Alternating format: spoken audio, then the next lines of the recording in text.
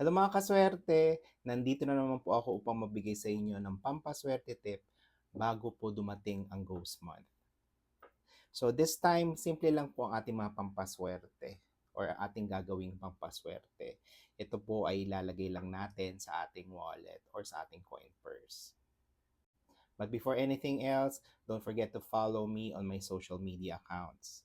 Dito po sa TikTok at sa aking Facebook account. So ito po yung aking Facebook account. As you can see, meron na tayong 49,000 followers. And meron po siyang blue check. That means legit po yung account. So yan lang po ang aking social media account. If you want to inquire din po sa ating mga pampaswerte bracelets and if you want to see yung mga feedback ng mga taong sineswerte na sa ating mga pampaswerte bracelets at rituals, dyan po kayo pumunta.